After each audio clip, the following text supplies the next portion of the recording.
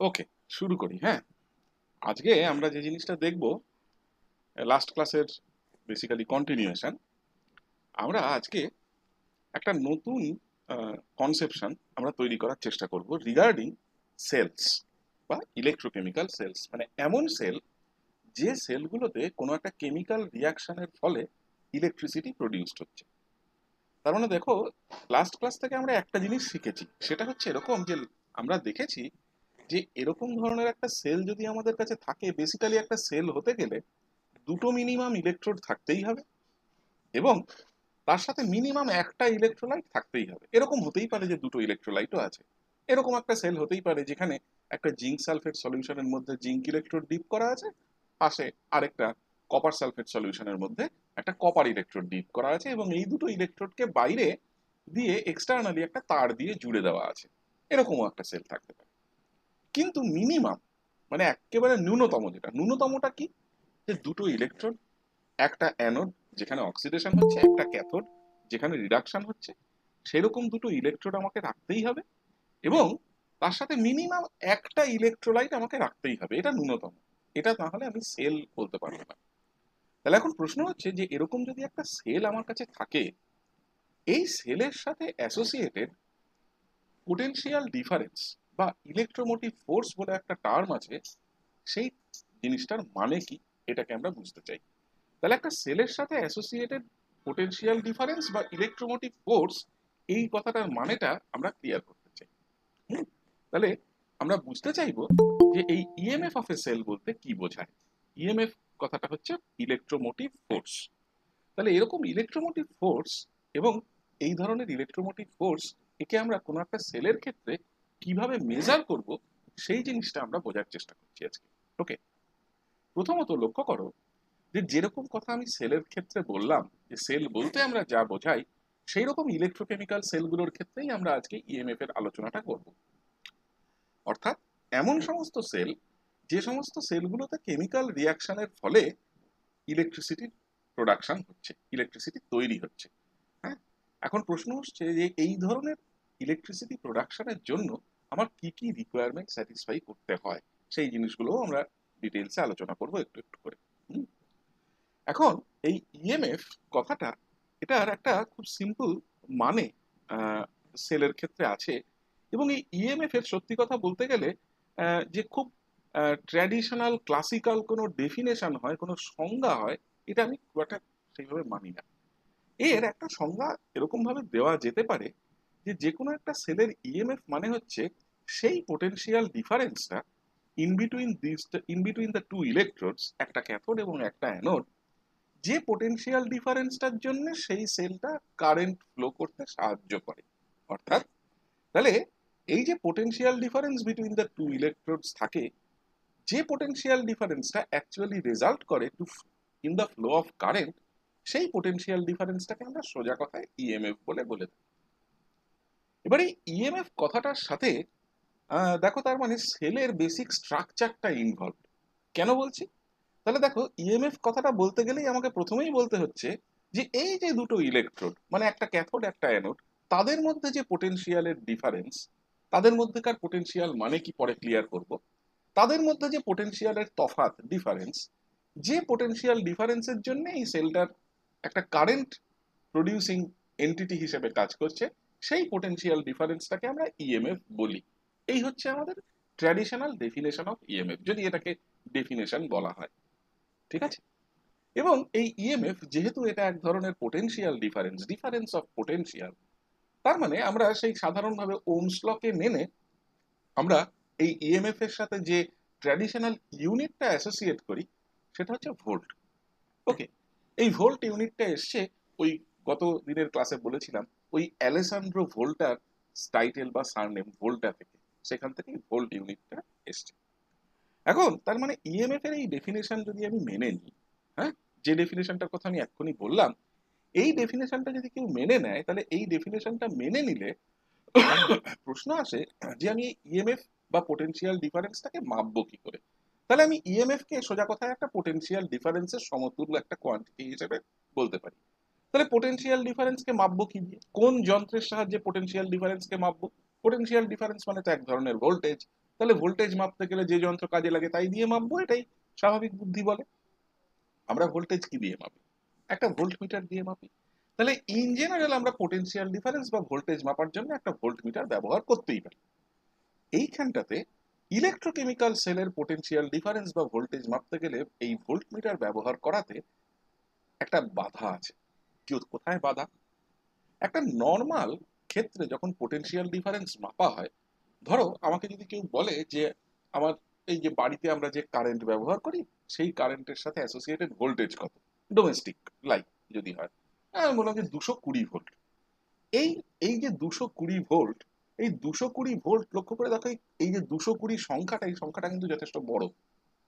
তার মানে আমাদের অল্টারনেটিং কারেন্ট, যে কারেন্ট আমরা বাড়িতে ব্যবহার করছি বিভিন্ন যন্ত্রপাতি, লাইট, পাখা এই যে চলছে, তাতে যে পরিমাণ কারেন্ট আসে তার সাথে অ্যাসোসিয়েটেড যে পোটেনশিয়াল ডিফারেন্স থাকে, যে পোটেনশিয়াল ডিফারেন্সের জন্য এই কারেন্টটা ফ্লো করে, সেই পোটেনশিয়াল ডিফারেন্সের মাপটা ইন ম্যাগনিটিউড, সেই পোটেনশিয়াল ডিফারেন্সটা যথেষ্ট বড়।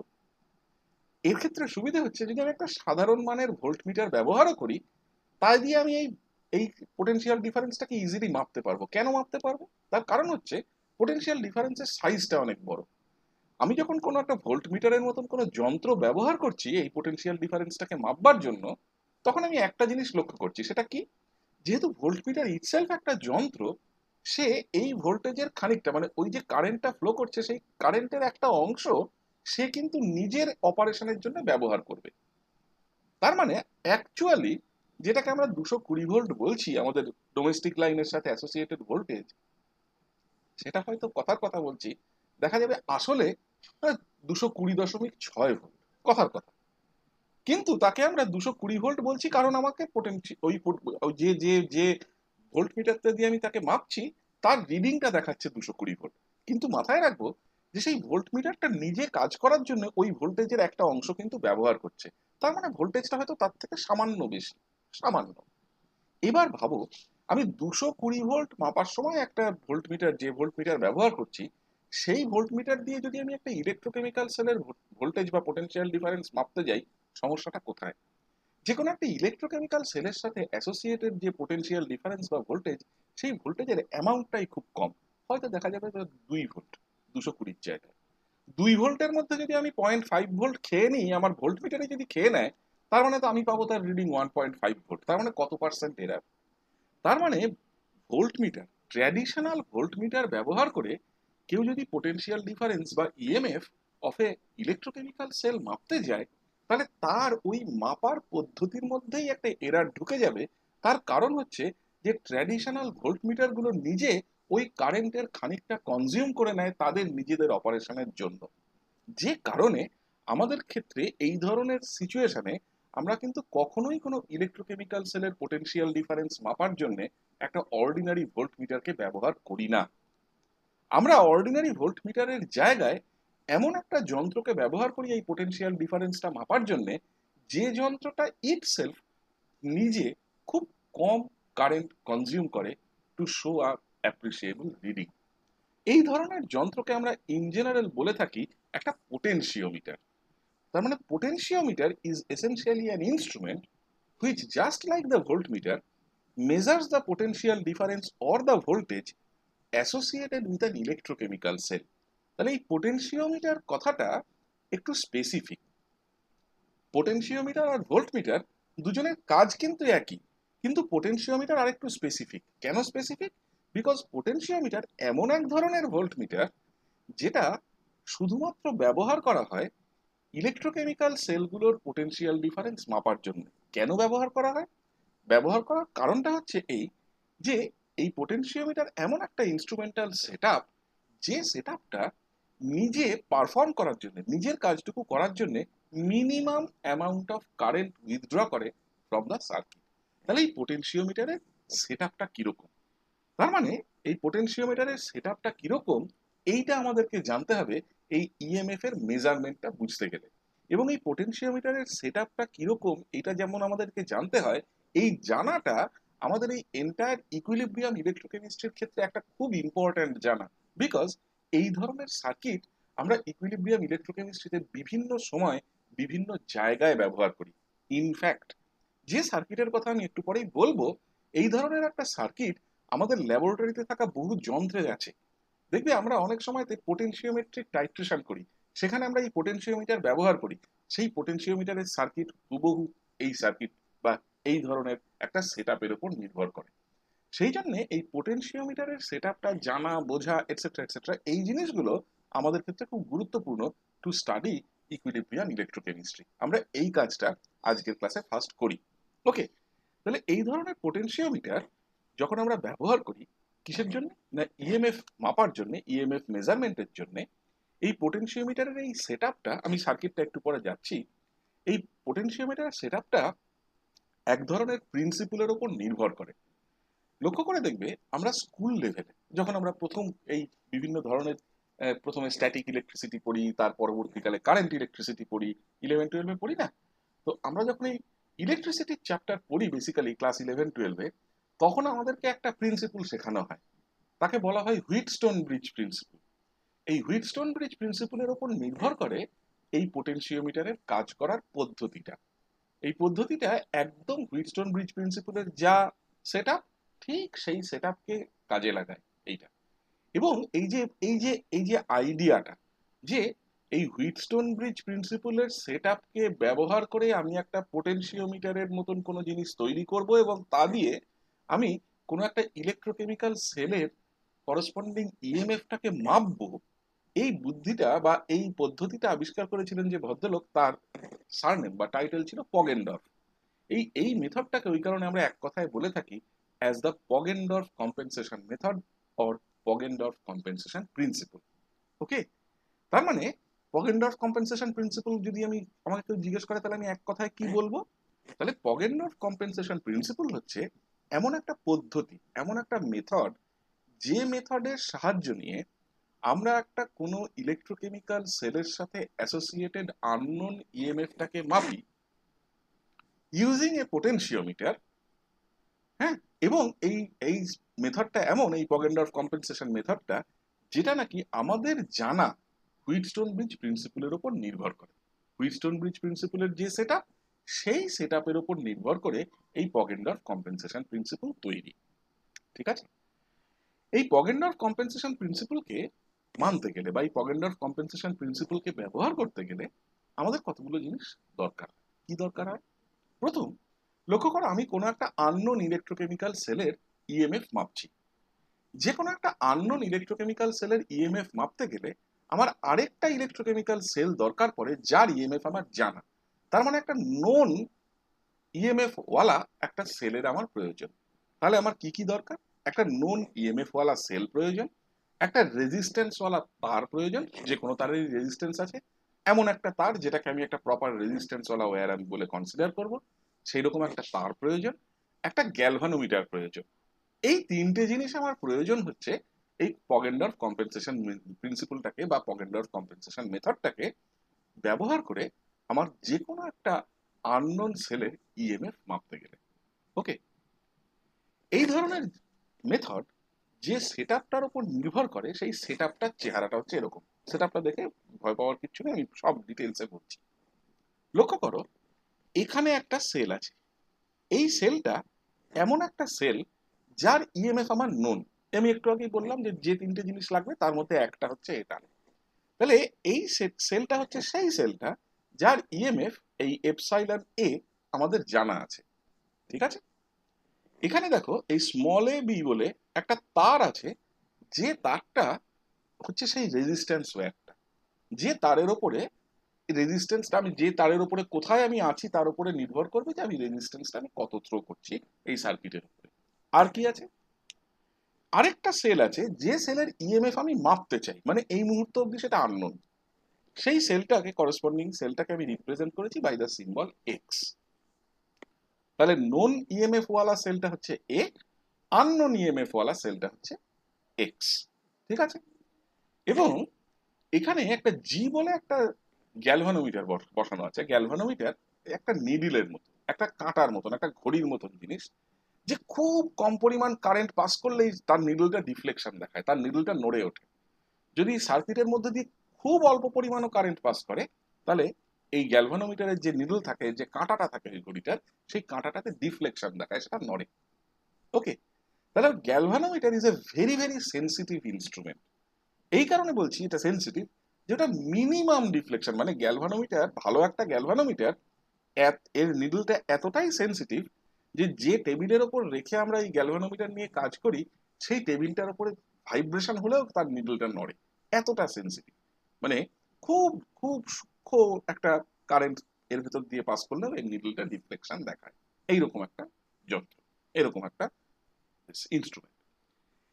তাহলে এবার সার্কিটটার দিকে একটু ভালো করে নোটিস করো, লক্ষ্য করো, এই যে নন ইএমএফ ওয়ালা সেলটা, এই নন ইএমএফ ওয়ালা সেলটা এই গোটা লেন্থ এবির ওপরে একটা ডেফিনিট পোটেনশিয়াল দিচ্ছে, যে পোটেনশিয়ালের ভ্যালুটা আমার জানা, এপসাইলন এ।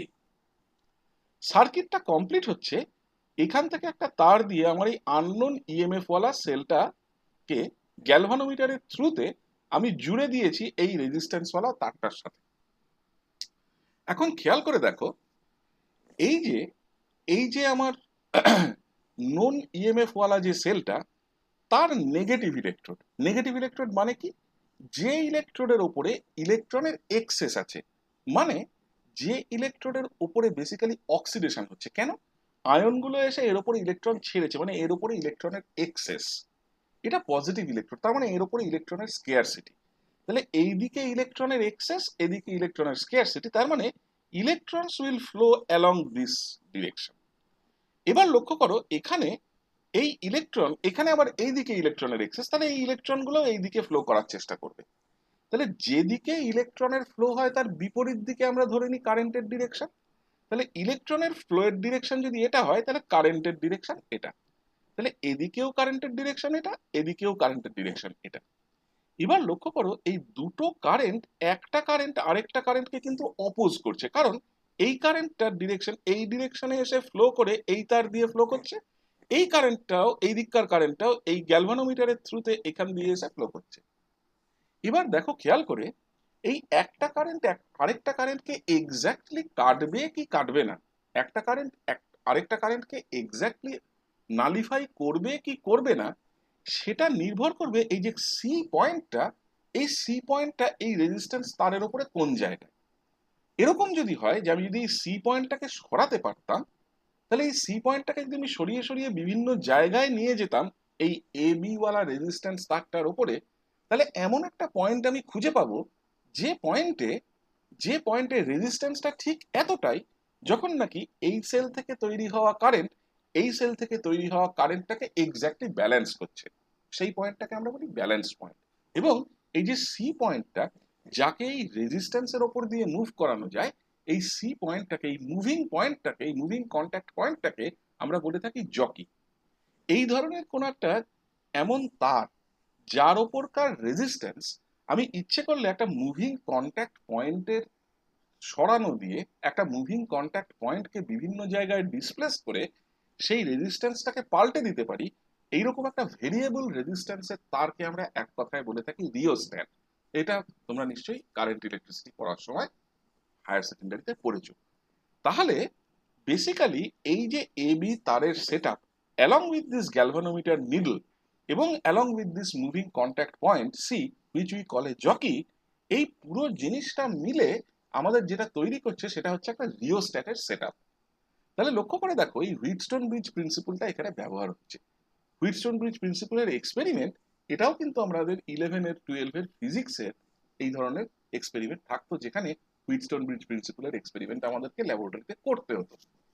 এই ধরনের, তার মানে একটা সেটআপ থেকে আমি একটা জিনিস বার করতে পারি কি, আমি সিম্পলি এই কন্ট্যাক্ট পয়েন্ট সি, মানে এই জকিটাকে মুভ করে করে এই আমার রেজিস্ট্যান্স ওয়্যার এ বির ওপরে এমন একটা পয়েন্ট মনে করো বার করলাম, যে পয়েন্টটা হচ্ছে এই এস বলে পয়েন্টটা, যে পয়েন্টে আমি দেখলাম যে এই সেল থেকে প্রডিউসড কারেন্ট এবং এই সেল থেকে প্রডিউসড কারেন্ট একে অপরকে এক্স্যাক্টলি ব্যালেন্স করছে। কি করে বুঝবো ব্যালেন্স করছে?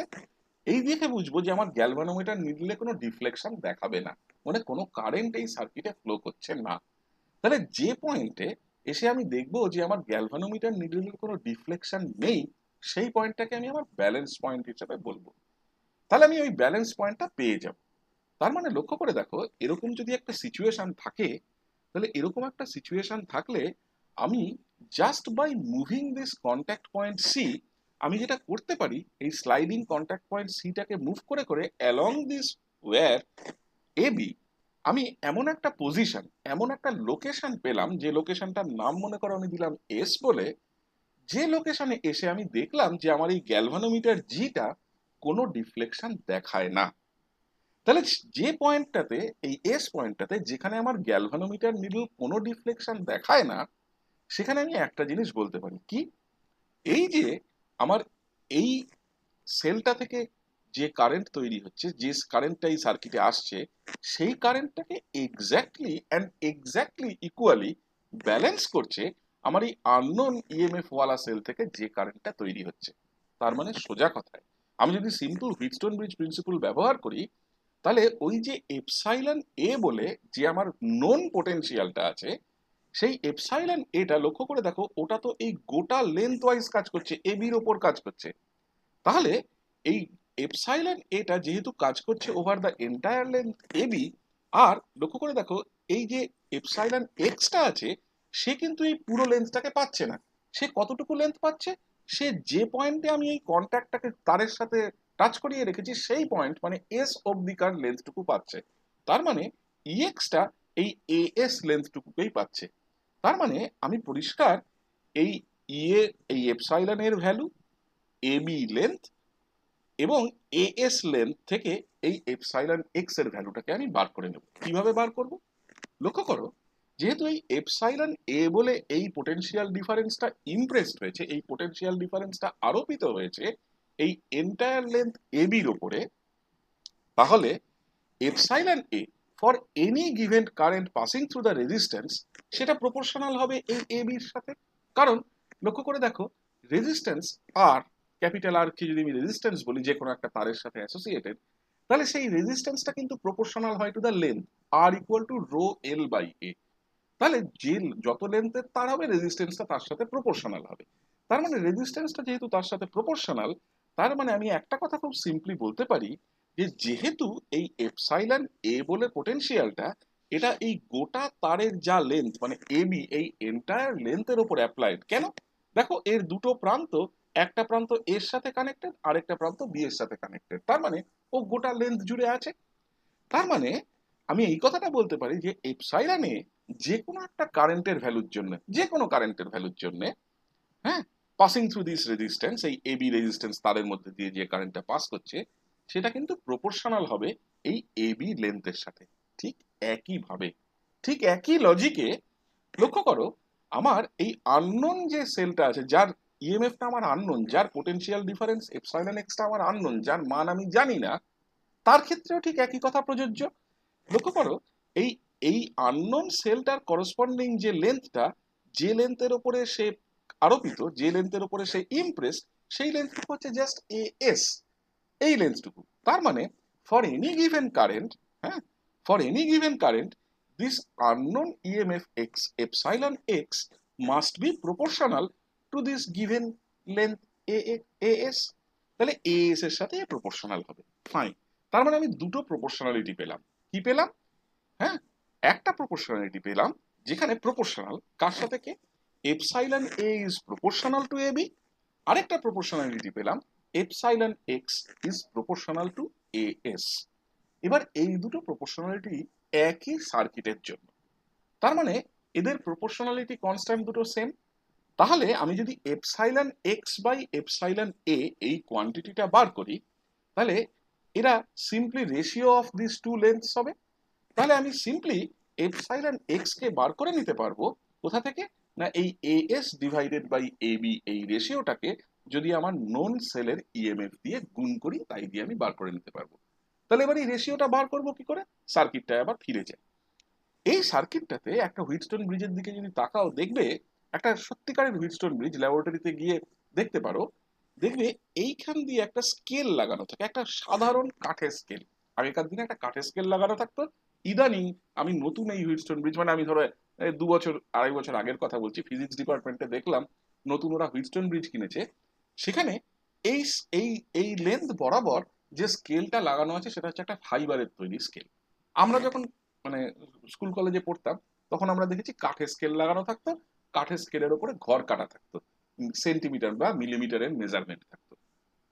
তার মানে এই যে লাগানো স্কেলটা, এই স্কেলটা দিয়ে আমি প্রথমেই এবি লেন্থটাকে মেপে ফেলতে পারবো, এবং আমার জকিটা এই কন্ট্যাক্ট পয়েন্টটা, এই মুভিং কন্ট্যাক্ট পয়েন্টটা আমি কোন জায়গায় রেখেছি, সি বলে যে পয়েন্টটা, যে পয়েন্টে রাখার পরে আমি গ্যালভানোমিটার নিডলের কোনো ডিফ্লেকশন দেখতে পাইনি, অর্থাৎ ব্যালেন্স পয়েন্ট, সেই ব্যালেন্স পয়েন্টটা কোন জায়গায় এসেছে সেই লেন্থটাও আমি মেপে ফেলতে পারবো।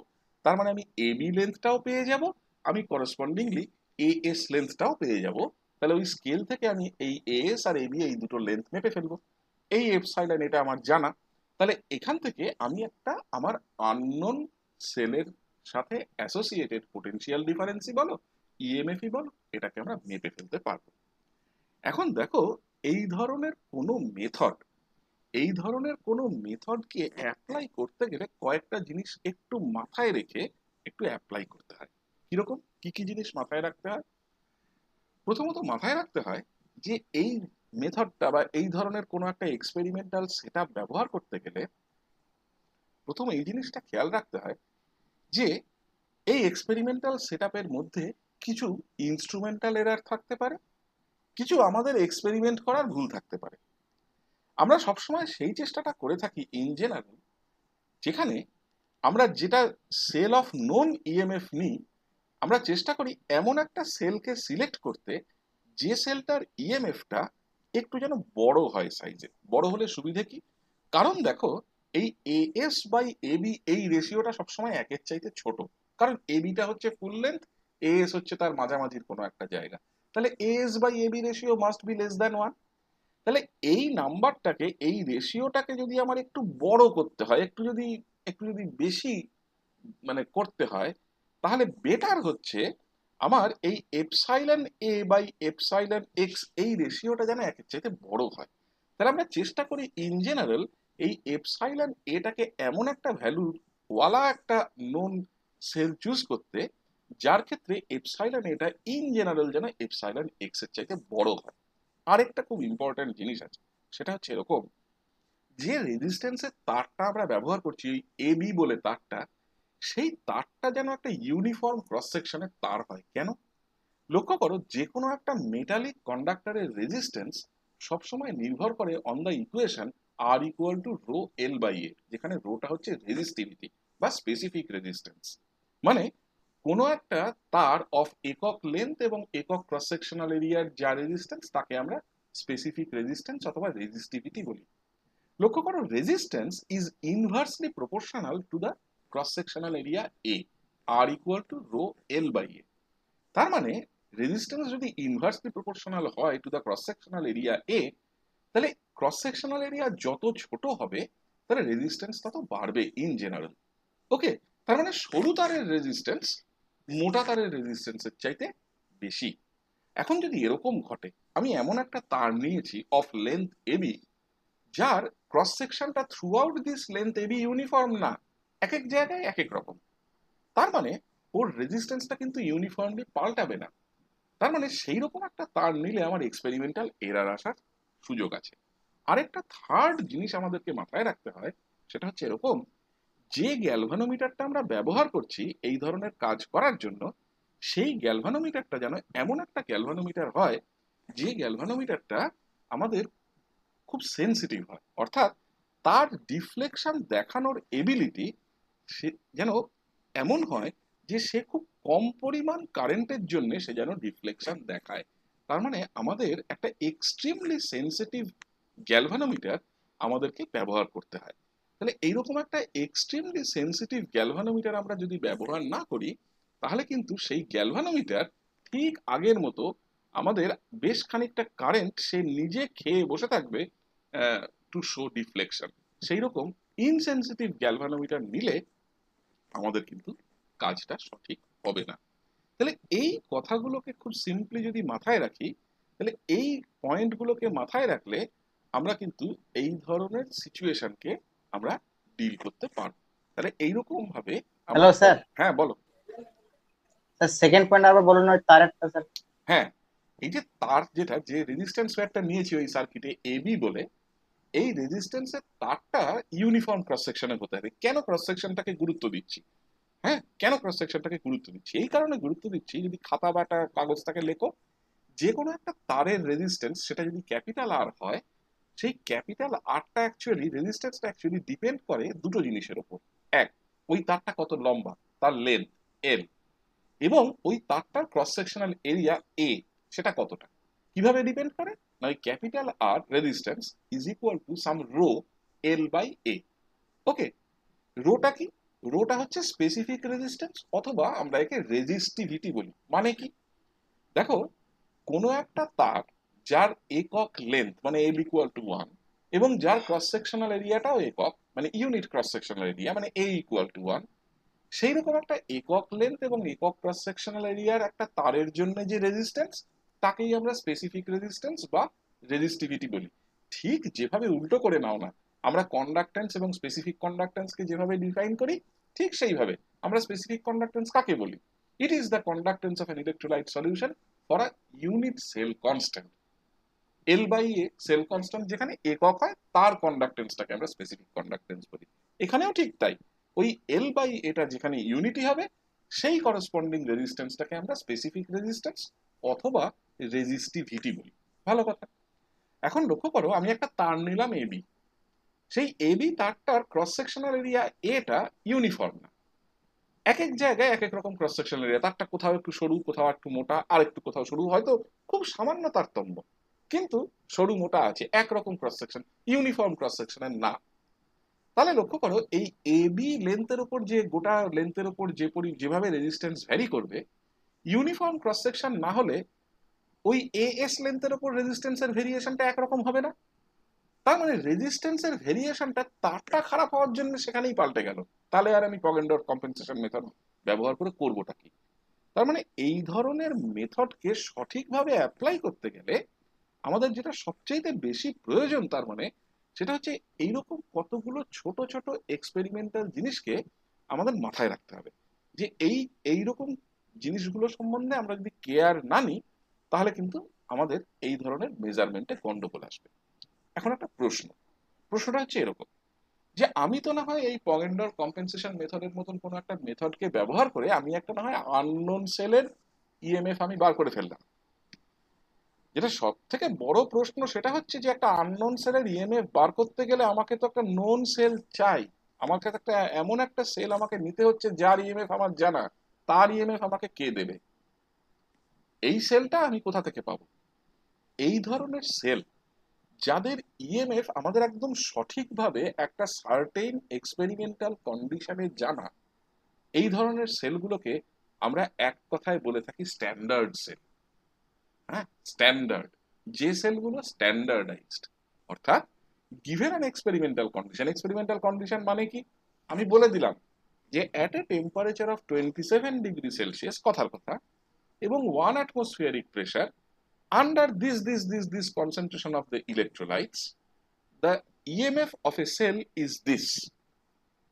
যতক্ষণ অবধি আমি সেই ইলেকট্রোলাইট কনসেন্ট্রেশন মেনটেন করব, যতক্ষণ অবধি আমি সেই টেম্পারেচার মেনটেন করব, যতক্ষণ অবধি আমি ওই একই প্রেসারে কাজ করব, ততক্ষণ অবধি ওই সেলের ইএমএফ অপরিবর্তিত থাকবে। সেই রকম সেলকে আমরা বলে থাকি স্ট্যান্ডার্ড সেল। তাহলে এই ধরনের স্ট্যান্ডার্ড সেলের কতগুলো স্পেসিফিক প্রপার্টি আছে। আমরা তার মানে এই স্ট্যান্ডার্ড সেল কাদেরকে বলে, সেটা আমরা একটু আজকের ক্লাসে, পরের ক্লাসে একটু বুঝে নেওয়ার চেষ্টা করি। হ্যাঁ, তার মানে এই যে, লক্ষ্য করো, তাহলে এই পগেন্ডরফ কম্পেনসেশন মেথড ব্যবহার করে আমাকে যদি ইএমএফ মাপতে হয়, তাহলে ইএমএফ মাপার আননোন সেলের ইএমএফ মাপার এন্টায়ার ইকুয়েশনটা লক্ষ্য করে দেখো, তাহলে কিন্তু খুব খুব গুরুত্বপূর্ণভাবে নির্ভর করছে এই এপসাইলন এ বলে যে নোন ইএমএফ এর ভ্যালুটা আছে তার উপরে। এই নোন ইএমএফ এর ভ্যালুটাতে যদি কোনো গন্ডগোল থাকে, আমি অবভিয়াসলি আমার আননোন ইএমএফ ভুল পাবো। ঠিক যেমন নাকি আমার তারের ক্রস সেকশন যদি আনইউনিফর্ম হয়, নন ইউনিফর্ম ক্রস সেকশনের তার হয়, তাহলে যেমন আমি একটা এরার পাবো, ঠিক সেরকম ভাবেই এপসাইলন এতেও গন্ডগোল থাকলে আমি এরার পাবো। তার মানে আমি এবার চাইবো যে আমার এই ধরনের মেজারমেন্টের সাথে অ্যাসোসিয়েটেড যে নন ইএমএফ ওয়ালা সেল আছে, সেই নন ইএমএফ ওয়ালা সেলটা যেন একদম অ্যাকিউরেটলি তার ইএমএফ আমার জানা থাকে। তাহলে ওই অ্যাকিউরেসি আমাকে অ্যাচিভ করতে গেলে এইরকম ধরনের যে কোনো পোটেনশিওমেট্রিক মেথডে এই যে সেট আপটা আমি তোমাদেরকে দেখালাম, এই সেট আপটাকে আমরা একটা পোটেনশিওমিটারের সেট আপ হিসেবে বলি। বেসিক্যালি পোটেনশিওমিটারের সেট আপ আর হুইটস্টোন ব্রিজ প্রিন্সিপালের সেট আপের মধ্যে কোনো পার্থক্য নেই। ফিজিসিস্টরা ওই সেট, ফিজিক্সের লোকেরা ওই সেট আপটাকে হুইটস্টোন ব্রিজ প্রিন্সিপালের সেট আপ বলে, আমরা কেমিস্ট্রি পড়ি, আমরা কেমিস্ট্রির ছাত্র, আমরা ওটাকে পোটেনশিওমিটারের সেট আপ বলি। একই সেট আপ, কোনো তফাৎ নেই। ওকে, শুধু নামের পার্থক্য। ফিজিক্সের লোকরা ওই দুটো ইলেকট্রোকেমিক্যাল সেল আমরা জুড়ে দিয়েছিলাম, একটা এ আর একটা এক্স, একটা নোন আর একটা আননোন, তার জায়গায় ফিজিক্সের লোকরা ওখানে দুটো ড্রাই সেল বসায়। এই করে, হ্যাঁ, এই কাজ, এই তফাৎ। ঠিক আছে, এমনি কোনো তফাৎ নেই। তাহলে এইরকম ধরনের একটা নোন ইএমএফ ওয়ালা একটা সেল, এরকম একটা স্ট্যান্ডার্ড সেলকে তৈরি করতে গেলে আমাদেরকে কতগুলো জিনিস মাথায় রাখতে হয়। কি? এক্ষুনি বললাম যে আমি যদি বলি যে আমার কাছে এরকম একটা নন ইএমএফ ওয়ালা সেল আছে যাকে আমি স্ট্যান্ডার্ড সেল বলে বলছি, সেই স্ট্যান্ডার্ড সেলকে তাহলে কি কি কন্ডিশন মেনটেন করতে হবে? যে একটা given concentration of an electrolyte, সে যে ইলেকট্রোলাইট দিয়ে সে কাজ করে সেই ইলেকট্রোলাইট, হ্যাঁ, একটা গিভেন টেম্পারেচার, একটা গিভেন প্রেসারে তাকে একই ইএমএফ দেখাতে হবে বারবার, প্রত্যেকবার। আমি করলেও যা দেখাবে, অর্ণব করলেও তাই দেখাবে, মৌনজিৎ করলেও তাই দেখাবে, তোমার ক্লাসে আর যে কোনো ব্যক্তি একই কাজ করলে, অসীম করলেও তাই দেখাবে।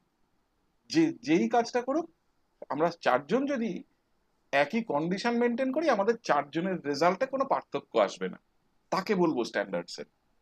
তার মানে আমাদের কাউকে বলে দিতে হবে না যে আমি কি করলাম, আমাকে অর্ণব একবারও জিজ্ঞেস করে না, স্যার আপনি কোন সেল ব্যবহার করছেন, ও আমার ইএমএফ এর ভ্যালুটা দেখে বলবো এই তো দেখুন স্যার আমারও তাই এসেছে, তার মানে আমার আর আপনার সেল এক। এটাকে বলে স্ট্যান্ডার্ড সেল। ইএমএফ এর ভ্যালু দেখে যাকে চেনা যায়।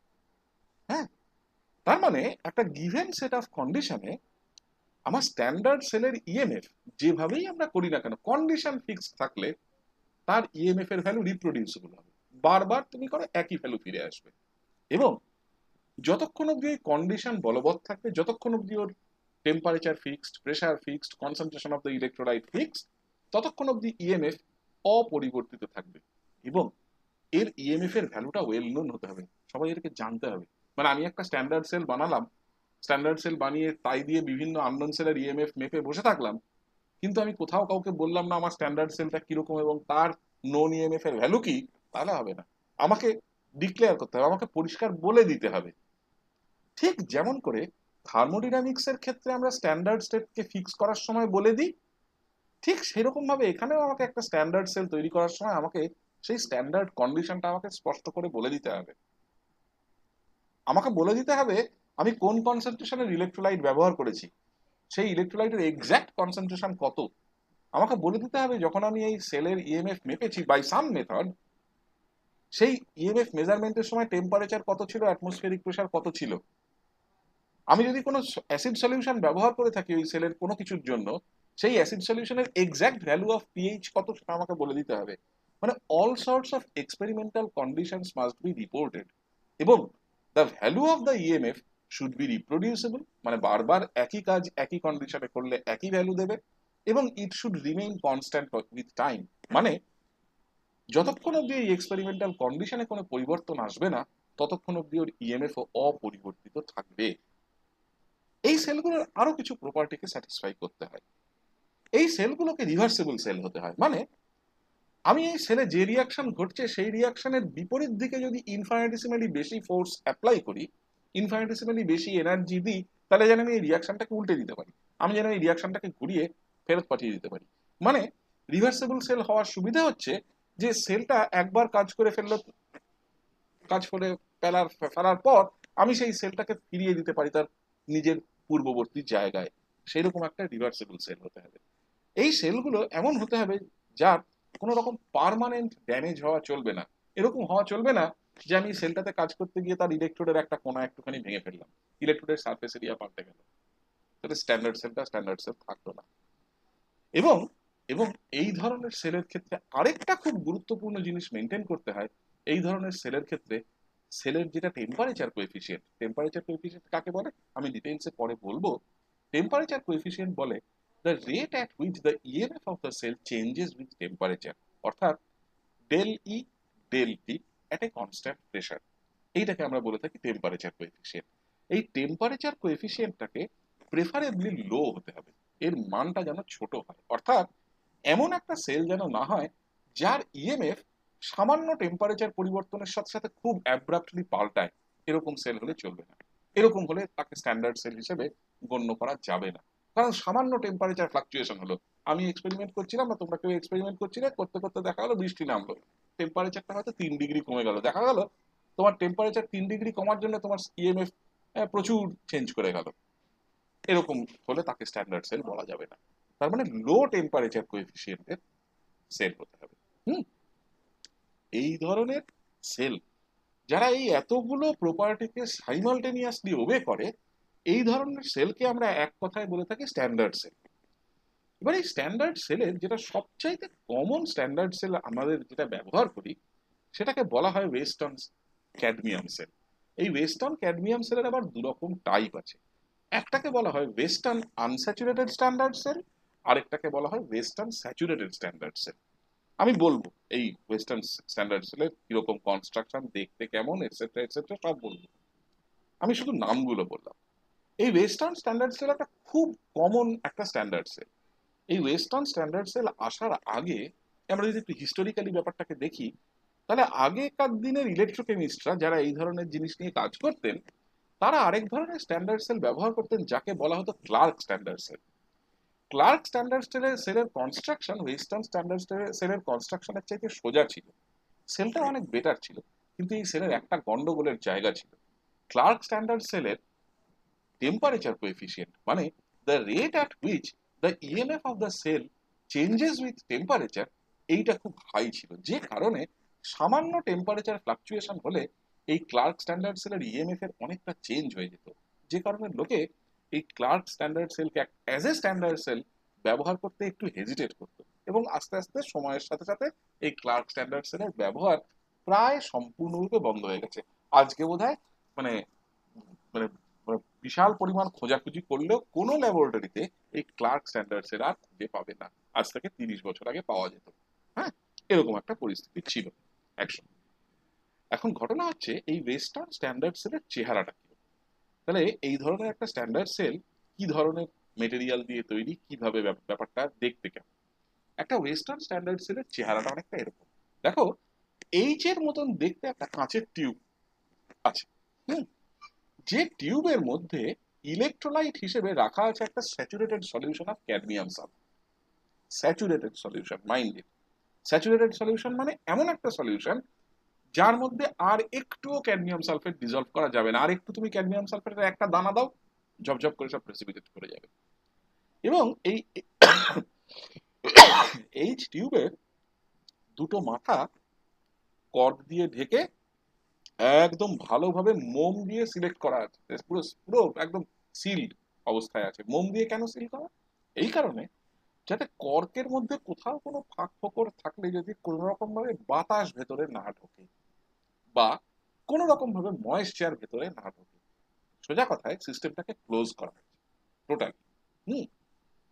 এবং ইলেকট্রোডের জায়গায় কি আছে দেখো, যেটা এই পজিটিভ ইলেকট্রোড, পজিটিভ ইলেকট্রোডটা হচ্ছে লিকুইড মার্কারি। এই যে কালো জায়গাটা হচ্ছে লিকুইড মার্কারি, তার সাথে মার্কিউরাস সালফেট, মার্কিউরাস সালফেটটা সলিড, সেই মার্কিউরাস সালফেট দেওয়া আছে। এবং এই যেটা নেগেটিভ ইলেকট্রোড, তার জায়গায় কি আছে, ক্যাডমিয়াম অ্যামালগাম। ক্যাডমিয়াম অ্যামালগাম মানে it's an amalgam made of cadmium and mercury. হ্যাঁ, ক্যাডমিয়াম মেটালকে মার্কারির সাথে মিশিয়ে একটা অ্যামালগাম তৈরি করা হয়েছে সেটা। এবং তার সাথে সলিড অবস্থায় ক্যাডমিয়াম সালফেট 8/3H2, 8/3H2 মানে কেলাস জল, মানে বলতে পারো যে 3টে ক্যাডমিয়াম সালফেট প্রতি 8টা করে ওয়াটার মলিকিউল আছে, এইরকম একটা সিচুয়েশনে এইরকম একটা ক্যাডমিয়াম সালফেট। তাহলে এইরকম একটা সলিড ক্যাডমিয়াম সালফেট দেওয়া আছে। ওকে, তাহলে এইটা হচ্ছে আমার বেসিক তোমার ওয়েস্টার্ন ক্যাডমিয়াম সেলের স্ট্রাকচার। যেহেতু এখানে একটা স্যাচুরেটেড সলিউশন এখানে রাখা আছে অ্যাজ দ্য ইলেকট্রোলাইট, এই ধরনের স্ট্যান্ডার্ড সেলকে আমরা সোজা কথায় বলে থাকি as the saturated western cadmium cell. এখানেই যদি কোনো আনস্যাচুরেটেড সলিউশন থাকতো, তাহলে নামটা পরিবর্তন হয়ে যেত unsaturated cadmium sulphate standard cell. ঠিক আছে? বা আনস্যাচুরেটেড ওয়েস্টার্ন ক্যাডমিয়াম সেল। এই ধর, তাহলে এই ধরনের একটা সেলের কনস্ট্রাকশনের বেসিক জায়গাটা আমি বললাম। এই সেলটাতে, হ্যাঁ, এর কিছু ডিটেইলস আছে, যে যে সেই ডিটেইলস গুলো আমি এখানে, যে কথাগুলো বললাম সেই কথাগুলো আমি এখানে লিখেও দিয়েছি। হ্যাঁ, এবার এই সেলটাতে যে ওভারঅল রিয়াকশনটা ঘটে সেই রিয়াকশনটা হচ্ছে ইন্টারেস্টিং। লক্ষ্য করে দেখো, ওভারঅল যে রিয়াকশনটা ঘটে সেটা হচ্ছে, আমি এখান থেকে তাকিয়েও বলতে পারি ওভারঅল রিয়াকশনটা কি ঘটে। কিরকম দেখো, দেখো যেখানে ক্যাডমিয়াম অ্যামালগাম আছে সেখানে নেগেটিভ চার্জ, তার মানে এই জায়গাটাতে এক্সেস অফ ইলেকট্রন, তার মানে এখান থেকে কেউ একজন এই মেটালের ওপরে ইলেকট্রন ছেড়ে যাচ্ছে, মানে এখানে অক্সিডেশন হচ্ছে।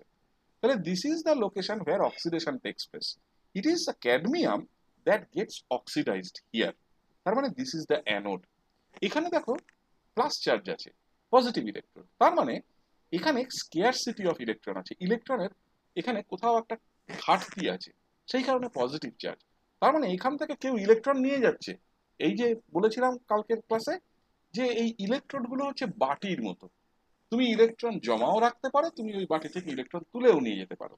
তাহলে এই বাটিতে ইলেকট্রন জমা পড়ছে, এই বাটি থেকে ইলেকট্রন তুলে নিয়ে যাচ্ছে, তার মানে এখানে রিডাকশন হচ্ছে। কার রিডাকশন হচ্ছে? মার্কারির রিডাকশন হচ্ছে। ওকে, তার মানে এখানে ক্যাডমিয়াম অক্সিডাইজড হয়ে ক্যাডমিয়াম সালফেট হচ্ছে, এখানে মার্কারি রিডিউসড হয়ে মার্কিউরাস সালফেট হচ্ছে। তার মানে ওভারঅল সেল রিয়াকশনটার দিকে যদি তাকাই, তাহলে ওভারঅল সেল রিয়াকশনটা হচ্ছে এটা।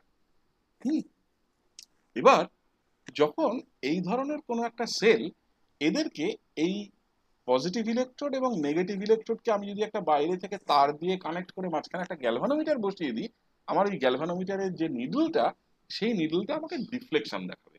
তার মানে আমি বুঝতে পারবো যে আচ্ছা, তার মানে কারেন্ট এখান দিয়ে প্রডিউসড হচ্ছে। তার মানে যখন এই ধরনের কোনো একটা সেল একটা সোর্স অফ কারেন্ট হিসেবে কাজ করে, তখন সোর্স অফ কারেন্ট হিসেবে কাজ করলে this is the reaction that takes place. অর্থাৎ এই দিকে রিয়াকশনটা গেলে, মানে ক্যাডমিয়ামের অক্সিডেশন এবং মার্কারির রিডাকশন হলে, তখন এই ইলেকট্রোডের চিহ্নগুলো, ইলেকট্রোডের সাইনগুলো এরকম থাকে, এবং this cell now acts as a source of current.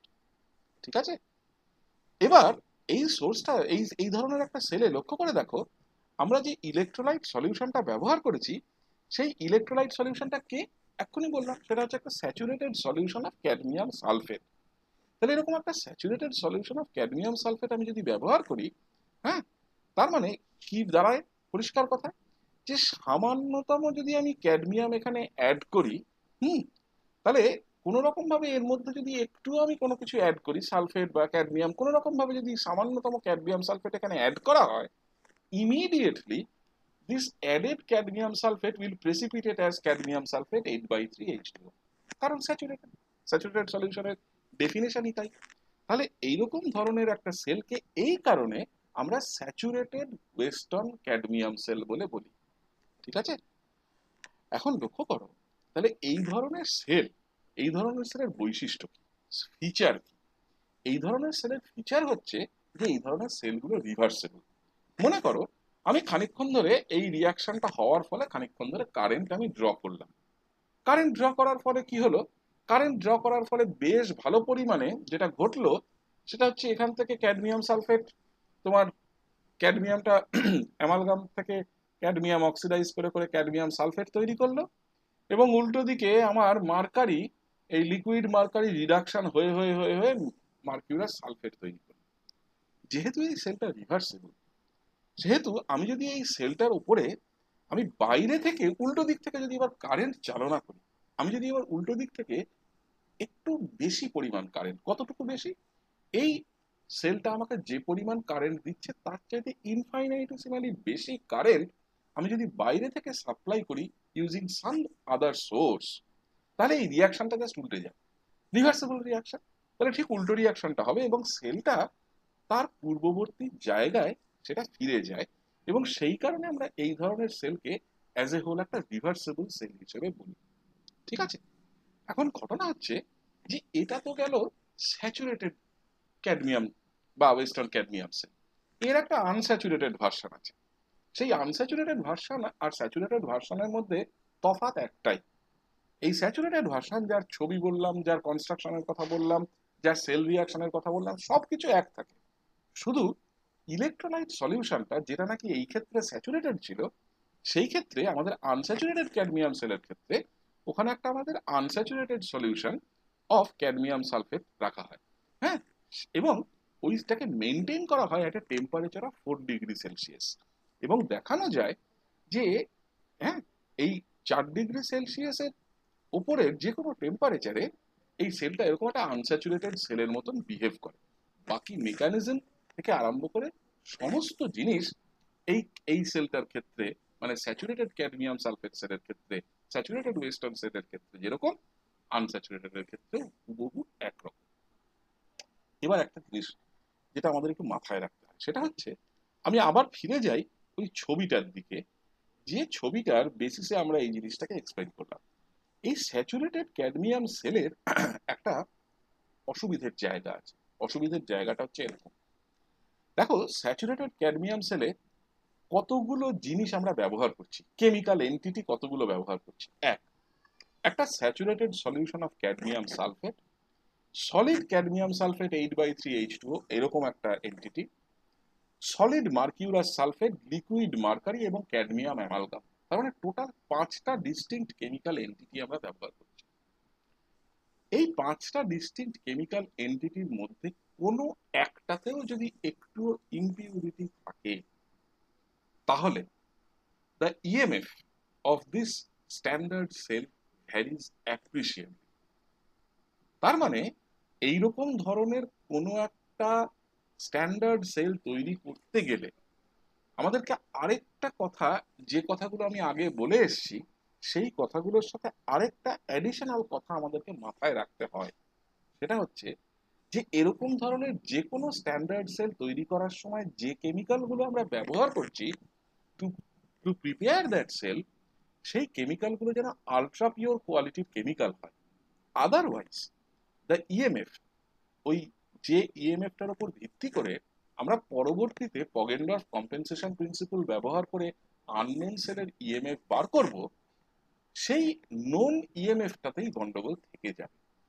তার মানে apart from many other factors, যে ফ্যাক্টরগুলো আমি আলোচনা করলাম, সেই ফ্যাক্টরগুলোর সাথে অ্যাডিশনাল এই ফ্যাক্টরটা জুড়ে যায় কিন্তু, যে এই ধরনের সেলের সাথে অ্যাসোসিয়েটেড ইএমএফ এর ঘটনাটা আমাদেরকে কিন্তু খুব ডিস্টিংক্টলি এবং খুব পরিষ্কারভাবে যদি সঠিক ইএমএফ পেতে হয়, তাহলে ওই ফ্যাক্টরগুলোর সাথে আরেকটা ফ্যাক্টর যুক্ত হয়, যে যে কেমিক্যাল ব্যবহার করা হচ্ছে সেই কেমিক্যালের পিওরিটি সম্বন্ধে আমাদের যেন কোনো রকমের কোথাও সন্দেহ না থাকে। যদি কোথাও সন্দেহ থাকে, আমরা যেন সেই ধরনের কেমিক্যাল ইউজ না করি। তাহলে কিন্তু আমরা যে ইএমএফ পাবো, সেই ইএমএফটাকে স্ট্যান্ডার্ড ইএমএফ হিসেবে গণ্য করা যাবে কিনা সেটা নিয়ে আমাদের সন্দেহ। ক্লিয়ার? এর পরের দিনকার ক্লাসে আমি যেটা করাবো তোমাদের সেটা হচ্ছে এই ধরনের আরো কিছু স্ট্যান্ডার্ড সেলের কথা বলবো, যে স্ট্যান্ডার্ড সেলগুলোকে আমরা ব্যবহার করতে পারি। প্রত্যেকটা স্ট্যান্ডার্ড সেলের কিছু কিছু লিমিটেশন আছে, প্রত্যেকটা স্ট্যান্ডার্ড সেলের কিছু কিছু বেনিফিটস আছে। যেমন ওয়েস্টার্ন ক্যাডমিয়াম সেলের লিমিটেশন হচ্ছে প্রচুর পরিমাণে কেমিক্যাল কাজে লাগা, ঠিক সেরকম ভাবেই এই সেলের আবার আরেকটা খুব অ্যাডভান্টেজ হচ্ছে এই সেলের টেম্পারেচার কোএফিসিয়েন্ট অত্যন্ত লো। আমি পরে যখন ডিটেলসে টেম্পারেচার কোএফিসিয়েন্ট আলোচনা করব, তখন আমি এই ওয়েস্টার্ন ক্যাডমিয়াম সেলের exact value of temperature coefficient কত সেটাও বলবো। তার মানে প্রত্যেকটা এরকম স্ট্যান্ডার্ড সেলের সাথে অ্যাসোসিয়েটেড কিছু কিছু জিনিস আছে, যে জিনিসগুলো আমাদের মাথায় রাখতে হয়। তার কিছু লিমিটেশনস থাকবে, তার কিছু অ্যাডভান্টেজেস থাকবে, এবং আমাদের কোন স্ট্যান্ডার্ড সেলটাকে আমরা চুজ করব আমাদের পারপাসের জন্য, পগেনডর্ফ কম্পেনসেশন প্রিন্সিপল ব্যবহার করার জন্য কোন পার্টিকুলার স্ট্যান্ডার্ড সেলটাকে আমরা বেছে নেব, এটা কিন্তু কমপ্লিটলি আমাদের উপর নির্ভর করবে। আমরা যে স্ট্যান্ডার্ড সেলটাকে আমাদের এক্সপেরিমেন্টাল কন্ডিশনে, আমাদের এক্সপেরিমেন্টাল সেট আপ মোতাবেক যে স্ট্যান্ডার্ড সেলটাকে আমরা বেশি রিলাই করতে পারবো, আমরা সেই স্ট্যান্ডার্ড সেলটাকেই বেছে নেব। ওকে, তাহলে এইভাবে বেসিক্যালি আমাদের যে কোনো একটা স্ট্যান্ডার্ড সেলের, আমি আজকে একটা এক্সাম্পল দিলাম মাত্র, যে এইভাবেই আমাদের বেশিরভাগ স্ট্যান্ডার্ড সেলের কনস্ট্রাকশন এবং তার সাথে অ্যাসোসিয়েটেড সেল রিয়াকশন গুলোকে আমাদের দেখতে হয়। হুম, এই স্ট্যান্ডার্ড সেলের জায়গাটা বোঝা হয়ে গেলে আমাদের পরবর্তী ধাপ আসবে এই ইলেকট্রোড গুলো সম্বন্ধে বোঝা, যে এই ইলেকট্রোড গুলোতে অ্যাকচুয়ালি কি ঘটে, এই ইলেকট্রোড রিয়াকশন গুলোর রিভার্সিবিলিটি মানে কি, সেই ইলেকট্রোড গুলোর সাথে অ্যাসোসিয়েটেড ইলেকট্রোড পোটেনশিয়াল আমরা কি করে বার করব, এটসেট্রা এটসেট্রা, এই জিনিসগুলো আমরা মাথায় রাখতে হবে, এইগুলো আমাদেরকে বুঝতে হবে। ঠিক আছে?